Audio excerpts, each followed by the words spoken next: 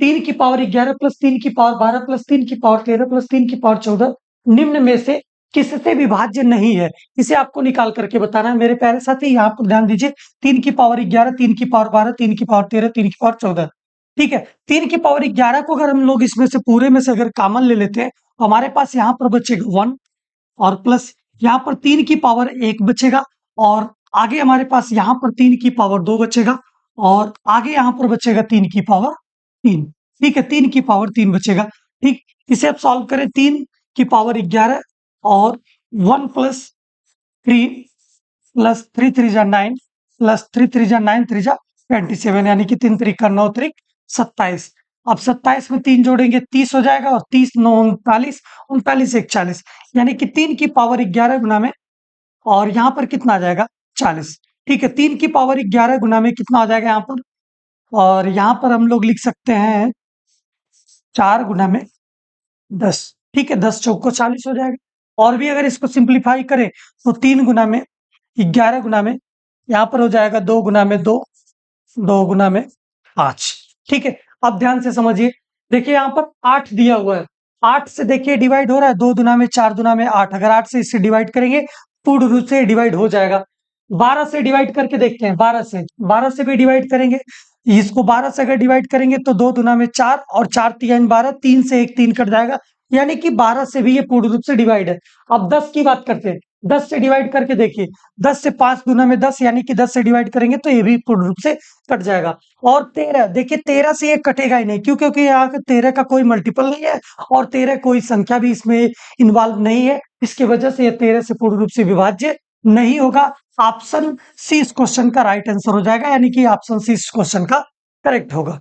ठीक है, ऐसे प्रश्न आपके एग्जाम में देखने के लिए मिलते हैं। तो चलिए हम लोग देखते हैं अगला प्रश्न, और अगला प्रश्न आपका कह रहा है कि हमारे पास 0.23789 में 8 का स्थानीय मान क्या होगा। मेरे प्यारे साथी, आप थोड़ा सा इसमें कॉन्सेप्ट को समझिएगा।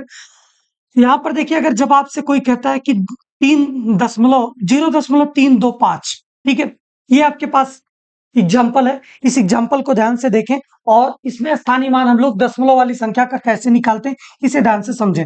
अगर आपके पास कोई भी अगर 3 का स्थानीय मान अगर पूछता है कि 3 का स्थानीय मान क्या होगा मेरे प्यारे साथी, तो 3 बटे में आप बताएंगे कि 10 होगा। क्यों? क्योंकि दशमलव के बाद इधर संख्या चल रही है, यानी कि दशमलव के बाद इधर अंक बढ़ रहे हैं, उसको हम लोगों को स्थानीय मान निकाल करके बताना है, यानी कि इसके स्थान को बताना है। यानी कि जब अगर एक अंक के डेसिमल को हटाते थे तो 10 से डिवाइड करते थे और 10 से मल्टीप्लाई करते थे, तो सेम वही काम यहाँ पर भी कर रहे हैं कि 10 से मल्टीप्लाई और 10 से डिवाइड, यानी कि 3 बटा में क्या जाएगा 10।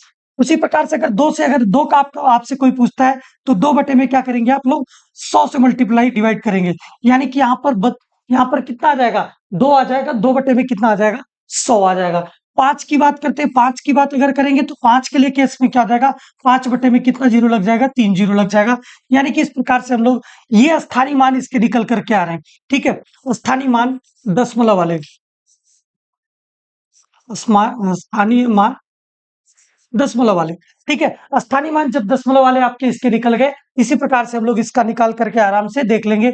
यानी कि आपसे पूछा क्या है, 8 का स्थानीय मान पूछा है, यानी कि 8 आपका यहाँ पर है, जब 8 आपका यहाँ पर है, यानी कि यहाँ पर कितना आ जाएगा 8 बटा में कितना जीरो नीचे में 1 2 3 4, यानी कि 10, यहाँ पर कितना आ जाएगा 10,000 हो जाएगा। यानी कि इसको अगर सॉल्व करेंगे तो 8 गुना में 10 की पावर कितना है 1 2 3 4, 10 की पावर कितना आ जाएगा -4, यानी कि 8 गुना में 10 की पावर -4 इस क्वेश्चन का करेक्ट आंसर होगा, यानी कि ऑप्शन बी इस क्वेश्चन का राइट आंसर होगा। इस प्रकार से क्वेश्चन एग्जाम में आपके देखने के लिए मिलते हैं, और स्थानीय मान और जाति मान से ऐसे ही क्वेश्चन आपको एग्जाम में देखने के लिए मिलते हैं।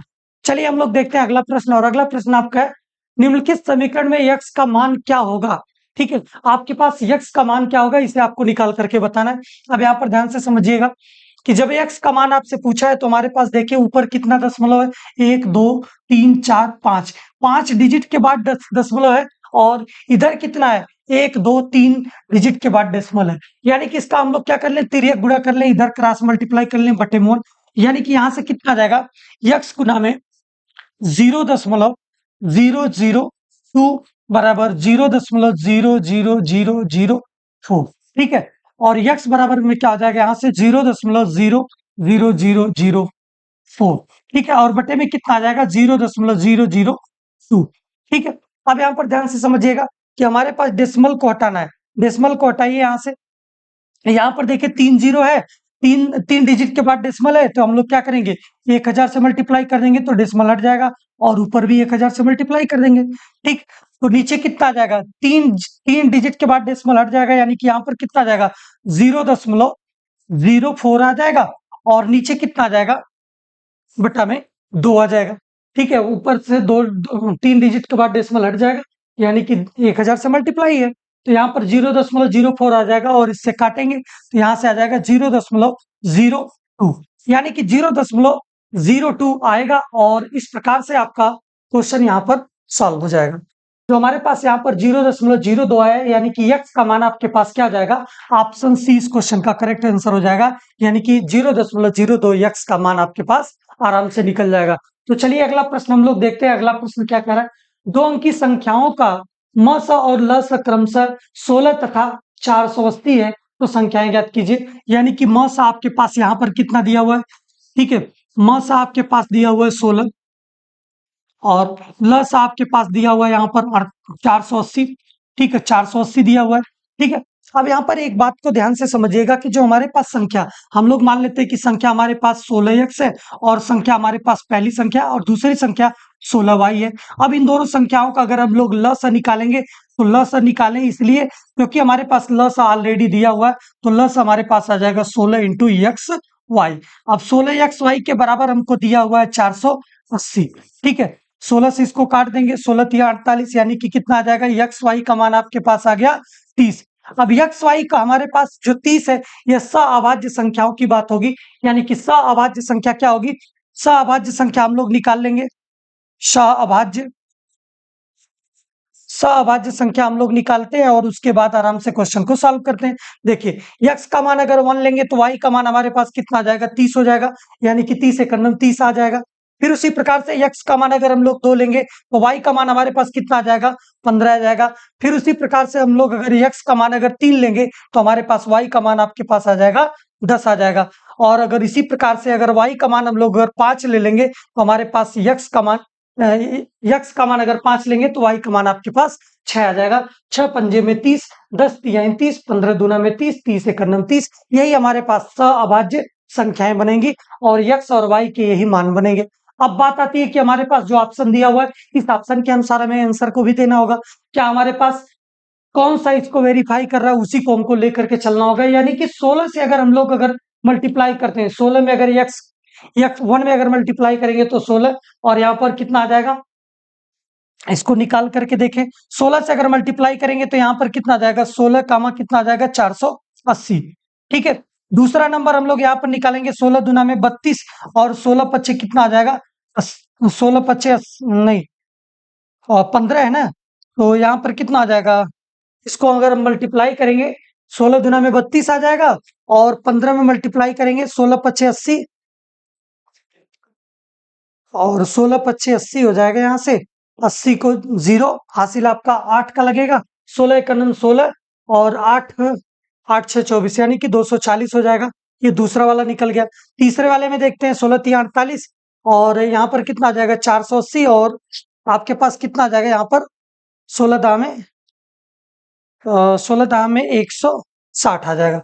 ठीक है, उसी प्रकार से यहाँ पर हम लोग देखेंगे, 16 पच्चे 80 आ जाएगा, और 16 छक्का 96, यानी कि 96 आ जाएगा। अब देखिए कि आपके ऑप्शन में कौन सा दिया हुआ है, जो ऑप्शन में दिया होगा वही आपका आंसर हो जाएगा। अब देखिए यहाँ पर 80 और 96, 80 और 96 यहाँ पर इसमें तो है नहीं, ये गलत, ये भी गलत हो जाएगा, और ये भी कैंसिल आउट। ऑप्शन डी इस क्वेश्चन का राइट आंसर होगा। 80 और 96 यहाँ पर आपका जो आंसर मिल रहा है वही यहाँ पर दिया हुआ है, यानी कि ऑप्शन डी इस क्वेश्चन का करेक्ट आंसर हो जाएगा। ऐसे प्रश्न आपके एग्जाम में देखने के लिए मिलते हैं।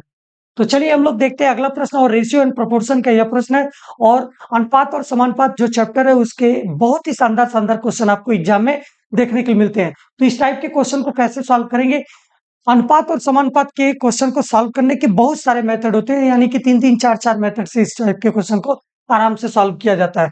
कह रहा है कि ए अनुपाते बी, ए अनुपाते बी आपका दिया हुआ है 2 अनुपाते 3, और बी अनुपाते सी बराबर दिया हुआ है 4 अनुपाते 5 हो, तो एबीसी का मान निकाल करके बताइए।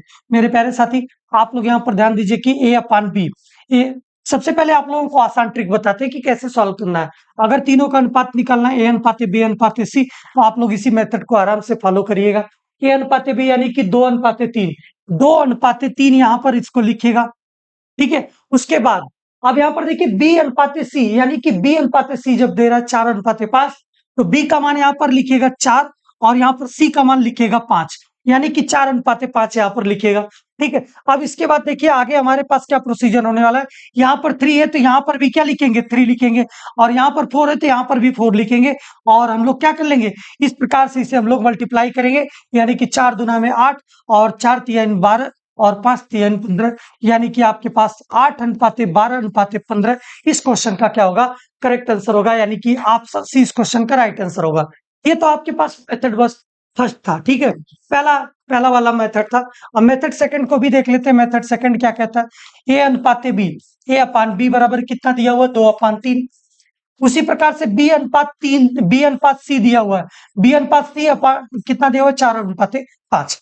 अब एक बात को ध्यान से समझिएगा कि जो हमारे पास यहाँ पर बी का मान देखिए यहाँ पर कितना है, 3 है, और बी का मान यहाँ पर कितना है, 4 है, यानी कि बी के मान को हमको बराबर करना होगा, तभी तो हमारे पास अनुपात बराबर होगा, क्योंकि एक ही हमारे पास जो एक ही संख्या होगी उसका दो मान तो संभव नहीं है, यानी कि बी के जगह पर यहाँ पर क्या करेंगे, इसको बदलेंगे, यहाँ पर हम लोग 4 से मल्टीप्लाई कर देते हैं और ऊपर भी 4 से मल्टीप्लाई कर देंगे, और यहाँ पर भी क्या करना होगा, 3 से मल्टीप्लाई करेंगे और नीचे भी 3 से मल्टीप्लाई कर देंगे। अब यहाँ पर देखिए 4 दूना में 8 और यहाँ पर कितना आ जाएगा, 4 तिहाई 12, और यहाँ पर कितना आ जाएगा आपके पास, 4 तिहाई 12 और 5 तिहाई 15, यानी कि बी अपान सी का अनुपात हमारे पास ये आ गया और ए अपान बी का अनुपात हमारे पास ये आ गया।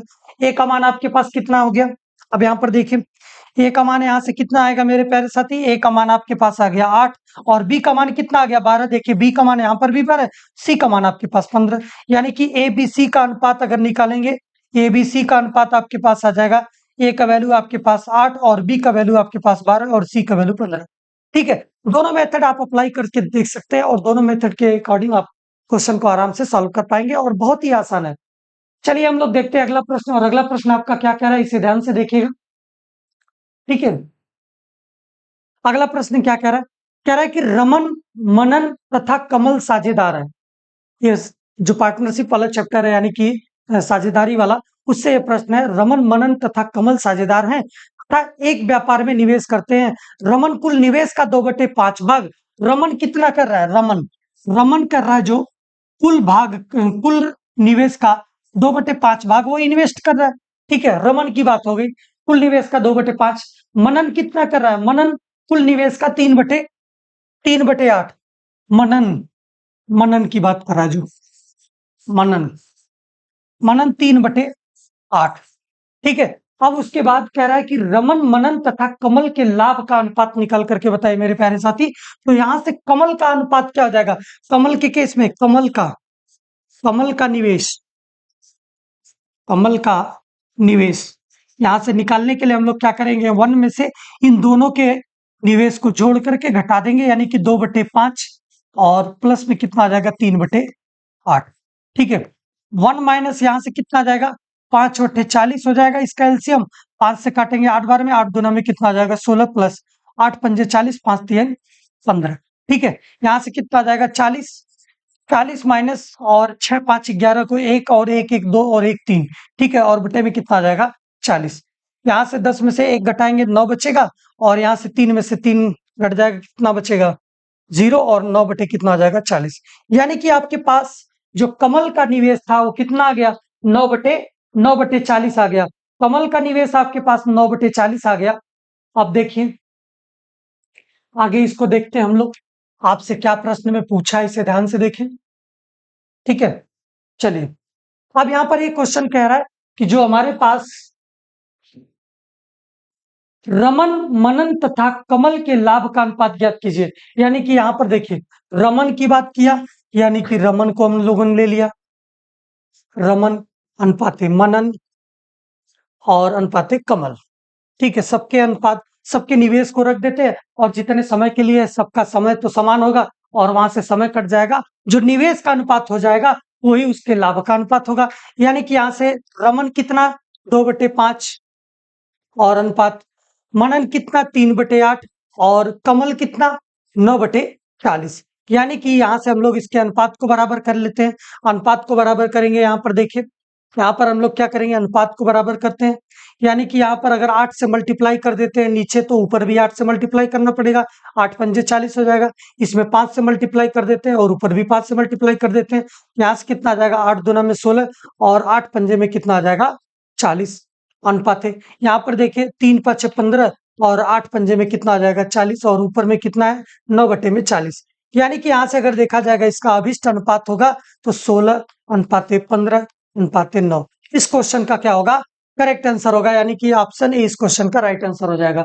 ऐसे प्रश्न साथी आपके एग्जाम में देखने के लिए मिलते हैं, तो आप लोग इस प्रकार से इसको अप्लाई करिएगा और आराम से अपने आंसर को निकालिएगा। चलिए, बहुत ही शानदार क्वेश्चन है और ये क्वेश्चन आपका औसत चैप्टर से है और ऐसे प्रश्न आपके एग्जाम में जरूर देखने के लिए मिलता है। तो कैसे सॉल्व करेंगे इसे ध्यान से देखिए।